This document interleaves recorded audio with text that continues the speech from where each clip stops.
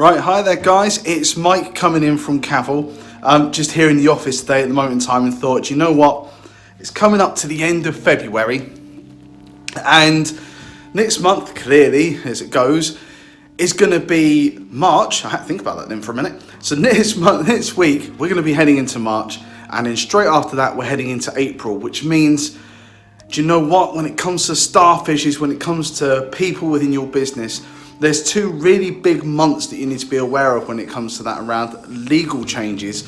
Those that are coming out in October and those that are coming out in April, which means right now we should be getting ready, if not before, for any changes that are going to come up in April. So I wanted to let you know that there are 5 key things that are coming up in April that you must be aware of in your business. And one of those core things that you must be aware of right now in your business, well, it's all around the statement of particulars. And guys, I don't want to bore anybody too much here. This is not what it is meant to be about, but they're really important facts. And quite frankly, if your statement of particulars or your contracts of employment that you might be giving out to your staff, if in those contracts you're not including your workers, those people that are on casual contracts, your 0-hour workers, you need to change that. So last year it was about getting them onto your payroll, making sure they're getting pay slips. This year it's about making sure that these people have contracts, statements and particulars. And you know what? There's some real big changes around these coming up. Before, if you had employees, you had an 8-week window. That was 2 whole months from the point someone started to the point you had to give them something in writing around their statement of particulars, telling them kind of what pay they're going to get, telling them where they're going to be working, what hours they're going to be working, their holiday entitlement, etc., right? You had 2 months to get that out to them. That's changed. With effect from April, it's actually immediate. So the point that somebody starts in your business, whether that's an employee or a worker, they're going to have statement and particulars in writing delivered to them from the day dot that they actually start with you. That's a big game changer. You don't have that window, that luxury anymore to take a little bit more time to get these things sorted, to give it to your staff and or your workers from now on. And by the way, they've changed some of the terms of what you have to have in your statement of particulars now. So if you're doing your contracts, you may have this all figured out already. This is all just like, shut up, Mike, we've got all sort of sorted already. But in terms of things for us, we know now that actually moving forward, you need to put in definitive times when people are actually starting. So if you were just saying, for example, someone's going to be working 30 hours a week, that now will not be sufficient. You need to be able to put in when they're expected to be working those 30 hours between. So Monday to Friday, 9 till 5. So that'll be the sort of thing you'd be looking to put in there. So the second point you need to really be concerned about right now is IR35. And as soon as you mention it, people are either thinking you're making that up, it's come from a movie somewhere, or they just fall asleep. It's a tax regulation. Basically, it's not changing in its own right. It's not. It's staying the same as it always has been. But the parameters as to who decides whether someone falls within or outside of this legal loophole comes down to the end user, you, the business, or the agency, whichever case may be. But if you're taking somebody on who's a freelancer and they're off payroll, you need to be able to make an assessment as to whether they are genuinely self-employed or whether actually they're filling a job and actually they should be paid and paying the same tax, PAYE, as other people working in your business. That's something you need to kind of define and decide. So for medium to larger size businesses, this is going to be coming into effect from April, and it's going to be a big deal.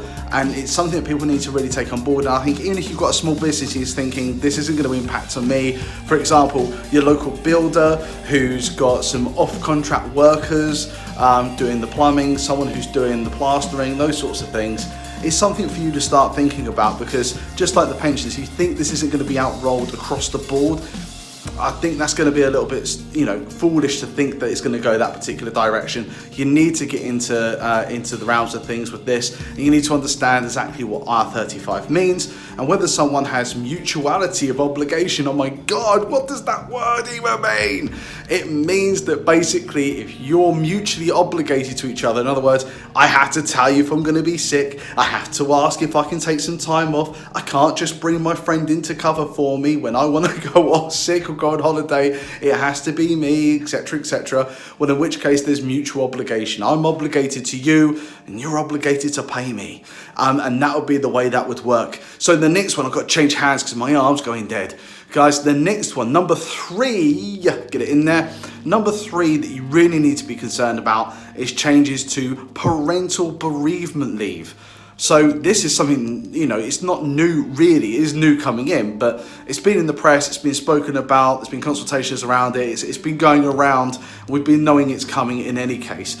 But basically, in essence, what it means is that those individuals who unfortunately lose a child, either up to the age of 18 or are pregnant with child and lose that child as a stillborn from 24 weeks onwards, they would be entitled to 2 weeks paid parental bereavement leave. So this will be the same sort of thing as other special leave you may have around, like, emergency leave, bereavement leave, compassionate leave, whatever the case may be.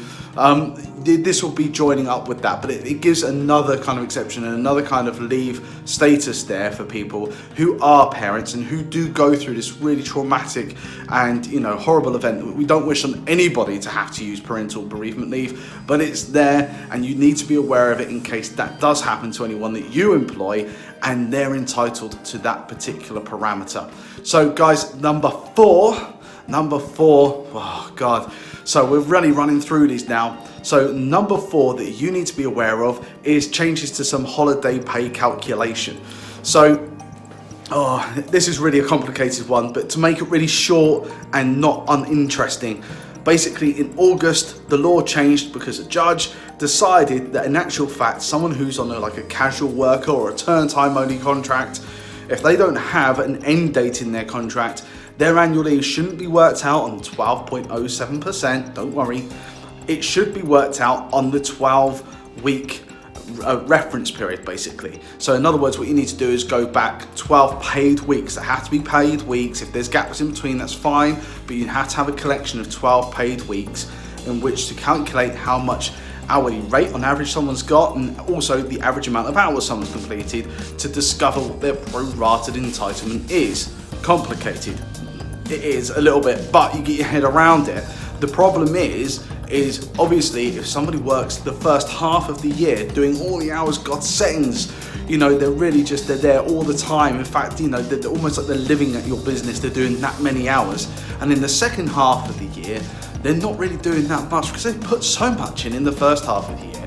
If it's the second half of the year that they're requesting their leave, they have to physically request this leave, by the way. They're going to be physically taking this leave.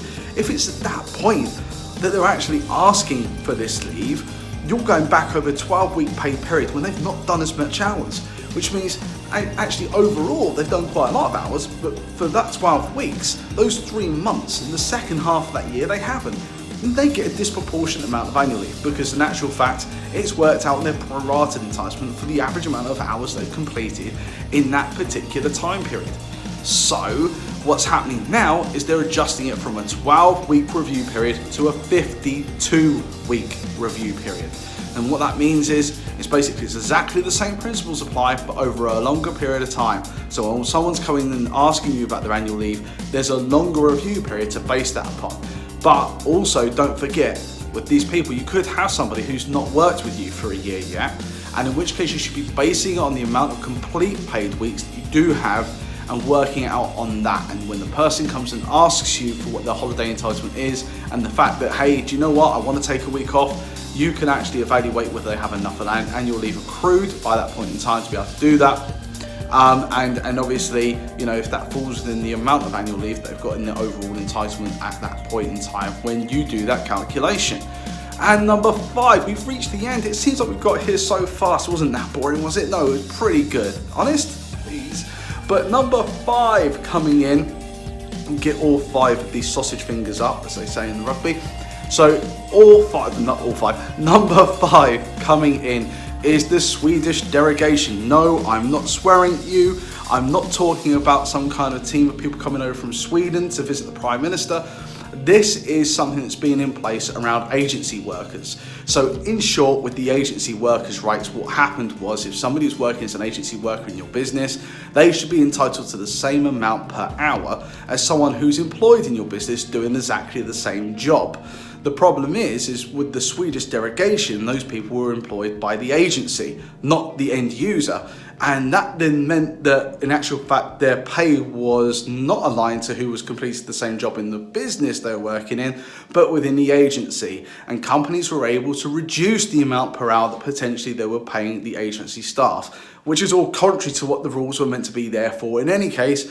So removing the Swedish derogation rule removes that kind of sidetrack. It means that if you get an agency member on board, they're going to be measured against the people in your business completing that role as to what their hourly rate of pay should be on. It means that loophole to get a cheaper agency worker, if there was such a thing, has gone.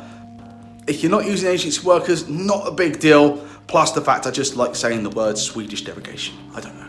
But anyway, those are the 5 changes that you need to be aware of in your business from April moving forward. Guys, it's been a pleasure. Remember, outstaff the competition. I'll speak to you soon. We'll be back.